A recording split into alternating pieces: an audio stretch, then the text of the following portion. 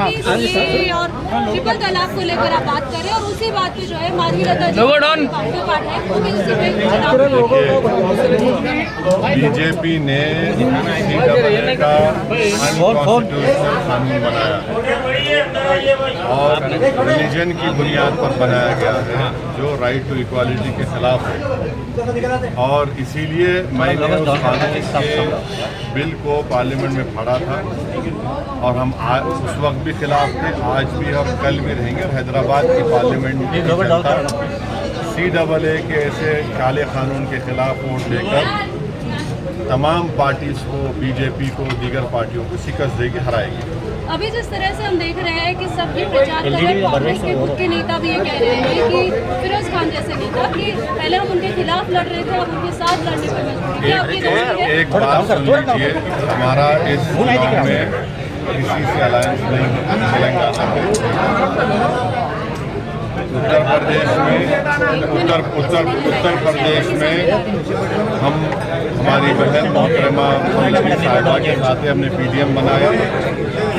तमिलनाडु में हमने AIADMK के साथ हमारा अलायंस है। महाराष्ट्र में इम्तियाज जलील साहब बात कर रहे हैं, मगर तेलंगाना में हमारा किसी दूसरी पार्टी से अलायंस नहीं है। उत्तर प्रदेश में PDM हमने बनाया, तमिलनाडु में AIADMK से हमारा अलायंस है और ये बड़ी मजाक खेज बात है कि कभी हम B टीम हो जाते हैं तो कभी उन्हें बोलते हैं, ये बोलते हैं। तो ऐसा लगता है कि ये लोग कन्फ्यूजन का शिकार हैं, मगर हमारे पास क्लैरिटी है। हम अपने काम पर, अपनी मेहनत पर और इंशाअल्लाह ताला अल्लाह की बात पर कामिल यकीन करके हम इस इंतखाबात में हिस्सा ले रहे हैं और मुझे यकीन है कि हमारे पार्टी के तमाम उम्मीदवार बहैसियत रुकने पार्लियामान MP कामयाब होंगे। सर, माधवीलता जी आरोप करते हैं कि आपके ऊपर, आपके यहाँ असेंबली पार्लियामेंट में तो तकरीबन 6 लाख से ज़्यादा बोकस होता है, जिसकी वजह से आराम से आप हर वक्त 3 लाख वोटों से जीतते हैं। ऐसा है, देखिए, आपको समझने की ज़रूरत है। कम से कम आप तो अपने आप को इस लेवल पर नीचे मत गिरा दीजिए। आप माशाल्लाह से एक जिम्मेदार सहाफ़ी है, जर्नलिस्ट है, आप पढ़े लिखे हैं, आप थम्सअप नहीं हैं और आपको मालूम कि हर साल जनवरी में नामों का इंक्लूजन होता है, उसके बाद लिस्ट आती है इलेक्शन कमीशन ऑफ इंडिया की तरफ से, मैं उसको हेड नहीं करता हूँ। फिर हर एक को एक टाइम दिया जाता है कि वो ऑब्जेक्शन दाखिल करे, उसकी टाइम ख़त्म हो जाने के बाद फाइनल वोटर लिस्ट आती है। फिर इलेक्शन से पहले एडिशनल एंड डिलीशन की लिस्ट आने वाली है। अब आप बताइए इससे मेरा क्या रोल है? और आप इलेक्शन कमीशन ऑफ इंडिया को आप गाली दे रहे हैं, इसका मतलब ये ऐसा है। हर पार्टी आती है और चुनाव से पहले इस तरह की बात करते हैं, मगर रियलिटी तो कुछ और ही है। और इस तरह की बात करने से आप हैदराबाद की इलेक्टोरेट को, जिसमें बैकवर्ड क्लास के हमारे भाई हैं, दलित भाई हैं, अल्पसंख्यक समाज, मुसलमान हैं, क्रिश्चियन हैं, उनकी आप तौहीन कर रहे हैं कि वो निकल कर वोट डाल रहे हैं और उनकी वोट की वजह से सब पार्टीज को वोट मिल रहे और MIM को कामें भी मिल रहे। अच्छा, और कुछ आपको पूछना है? सर, तेलंगाना के चीफ मिनिस्टर एक नया मुद्दा उठाए सर, जो 60 साल पहले तो गवर्नमेंट जॉब था, जो 61 ईयर्स तक था, जो वैसे हुकूमत थे। आप बता रहे कि 33 सर्विस होने के बाद नहीं, मैं उस बारे में पढ़ा नहीं, अभी पढ़ने के बाद ही मैं कोई तफसील बयान दे सकता हूँ, पढ़ा नहीं उस बारे में। सर, ये एक मिनट, अब बीजेपी जो कैंडिडेट है वो आपके लिबास को लेकर कमेंट्स कर रहे हैं। वो दाढ़ी रखते हैं, मूछ निकालते हैं, कुर्ता ऊंचा पैजामा पहनते हैं, कोई मुसलमान नहीं इससे बनते, मुसलमान की आइडेंटिटी कर रहे हैं। ऐसा ही है ना, वो नरेंद्र मोदी ने भी कहा था कि लिबास देखकर पहचाने, उनका भाषण है। तो लिबास से नफरत है, मेरी दाढ़ी से नफरत है, टोपी से नफरत है, हिजाब से नफरत है, मेरे खाने से नफरत है, तो आपको मेरी वजूद से नफरत है। मगर हैदराबाद की आवाम नफ़रत को कामयाब नहीं करेगी, मोहब्बत को कामयाब करेगी। और जो लोग हमारी दाढ़ी के, हमारी टोपी के, हमारे हिजाब के, हमारी शनाख्त के, हमारे वजूद के ख़िलाफ़ है, जमहूरी तरीक़े से उनको एक बदतरीन शिकस्त देगी इंशाअल्लाह। सर, आप हैदराबाद कॉन्स्टिट्यूंसी के बाहुबली माने जाते हैं, तो आपके कौन, हिसाब से क्या मतलब आपका उसका? मतलब यहाँ पे नहीं, उसका मतलब क्या है वो बोलो आप लगातार यहाँ से जीतते आ तो रहे हैं। आप ये बोलिए, लोकप्रिय बोलिए, लोकप्रिय है यहाँ पे। आप बोलिए लोगों को, हम लोग आवाम हमारे पसंद करती है, हमारे ये लफ्ज़ इस्तेमाल मत करिए हमारे बारे में। हाँ, थैंक यू। सर, आप ऑपोजिशन किसको मानते हैं सर आपके खिलाफ जो यहाँ पे? देखिए, इलेक्शन जब आप लड़ते हैं, आपके खिलाफ जो भी कैंडिडेट रहता है, आप उनके खिलाफ इलेक्शन लड़ते हैं और आपको जीतना है, तो जितने भी मद्दे मुकाबिल आएंगे हम उनके खिलाफ इलेक्शन लड़ेंगे। अब जाहिर है मैदान में बीजेपी भी है, कांग्रेस भी है, बीआरएस भी है, दीगर और छोटी बीजेपी और ये सब लोग आ जाएंगे। तो हैदराबाद की आवाम ने हमेशा से यूनाइटेड तरीके से मुत्तहिदा तौर पर मजलिस को कामयाब किया है और इंशाल्लाह अब की बार मजलिस को कामयाब करेंगे।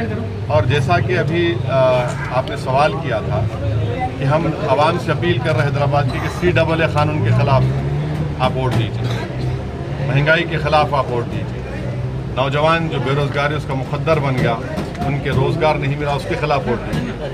चीन हमारी ज़मीन पर कब्जा करके बैठा हुआ है, उसके खिलाफ वोट दीजिए। तो ये मुद्दे रहेंगे। सर, इजराइल को लेके मोदी सरकार ने एक एडवाइजरी जारी की है वहाँ पर जाने वालों को लेकर, इसके खिलाफ क्या कहना है? इजराइल के ताल्लुक से मैं आपको बताना चाहूँगा कि गवर्नमेंट ऑफ इंडिया ने खुद गवर्नमेंट ऑफ इजराइल से और गवर्नमेंट ऑफ इंडिया जो है मिलकर उन्होंने एक एग्रीमेंट साइन किया नरेंद्र मोदी ने और इजराइल के प्राइम मिनिस्टर के साथ, और उन्होंने गवर्नमेंट टू गवर्नमेंट ये वहाँ पर यहाँ से इंडिया से वो लोग एम्प्लॉइज़ को लेके जा रहे हैं। मैं ये आपसे पूछना चाह रहा हूँ कि जब गवर्नमेंट नरेंद्र मोदी की है, वो इजरायली गवर्नमेंट से उनसे कॉन्ट्रैक्ट करके उनसे मंजूरी लेकर आप भारत से 6,000 इंडियन वर्कर्स ऑलरेडी इजराइल जा चुके हैं और आप एडवाइजरी देते हैं कि भाई अपना ख्याल रखिए। आप 6,000 भारत के नागरिकों को मौत के मुंह में भेजकर आप एडवाइजरी दे रहे हैं।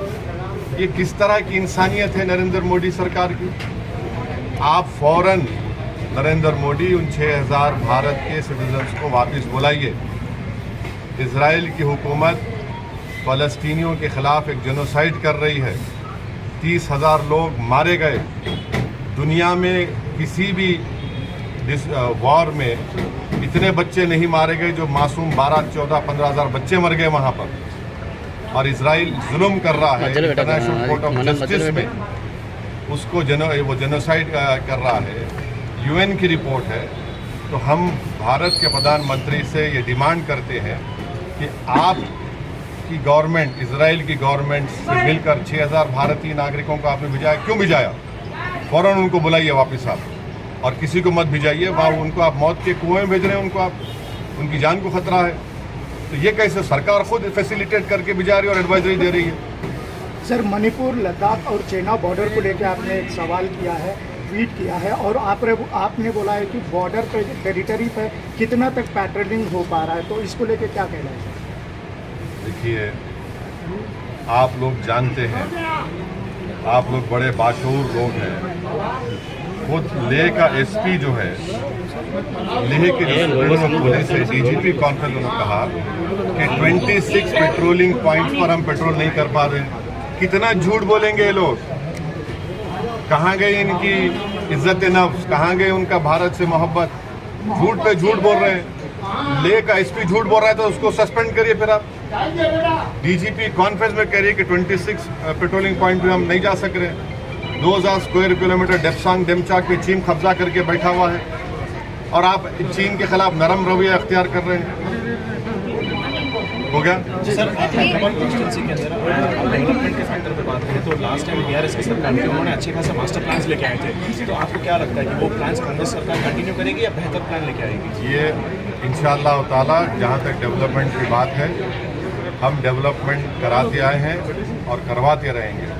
अभी आप देख रहे हैं कि जब हैदराबाद में आज से 4 साल पहले डिल्यूज आया था, तो जिस इलाके में आज हम पदयात्रा किए वो तकरीबन इलाका पानी में था, मगर पूरे सिटी में आप जीएचएमसी के लोगों से पूछिए, सबसे पहले नाला वाइडनिंग का कहीं काम हुआ यहाँ पर हुआ। चंद्रायन गुट्टे में तो उससे पहले अकबरुद्दीन ओवैसी कराए थे। हम लोग यहाँ की जनता का शुक्रगुजार हूँ, आगे बढ़कर अपने घर को दिए और बड़ा नाला हम यहाँ पर तामीर किए। अभी भी आगे 2-3 बिट्स बाकी हैं, तो डेवलपमेंट के ऊपर कोई कॉम्प्रोमाइज़ एमआईएम ने कभी किया ना करेंगे। और फिर नए चीफ मिनिस्टर को हमने उनसे रिक्वेस्ट किया था, रेवंत रेड्डी से, कि आप जो है ओल्ड सिटी में जो एक लाइन मेट्रो का रुका हुआ है, पूरा काम तो मेट्रो का ओल्ड सिटी में आ गया, सिर्फ एक लाइन जुबली बस स्टैंड से फलकनुमा का, तो वो खुद आए चीफ मिनिस्टर आकर उसका फाउंडेशन स्टोन डाले। और फिर वो लोग एक एयरपोर्ट लाइन बना रहे हैं जो नागौल से एलबी नगर से, तो हमने उनसे रिक्वेस्ट की कि आप चंद्रायन गुट्टा पर उसका स्टेशन बनाइए, वो 3rd स्टेशन होगा। फिर यहाँ से मैलारदोपल्ली से जहाँ पर फिर एयरपोर्ट जाएगी। तो रोड वाइडनिंग के लिए भी मैं चीफ मिनिस्टर से मिलकर 200 करोड़ रुपये रोड वाइडनिंग के मंजूर कराया हूँ, सिर्फ 4 इलाकों के लिए। 200 करोड़ में काम शुरू हुआ है, उसको एक्चुअली चाहिए कम से कम 800 करोड़। सो 200 करोड़ में तो अब चेक्स जारी हो गए। तो ये डेवलपमेंट के ऊपर कोई कॉम्प्रोमाइज़ एमआईएम पार्टी ने नहीं किया और हम हर जगह पर बिला लिहाज मज़हब मिल्लत डेवलपमेंट का काम एमआईएम पार्टी करवाती आई है और करवा कर रही है। धन्यवाद sir, thank you sir, thank you.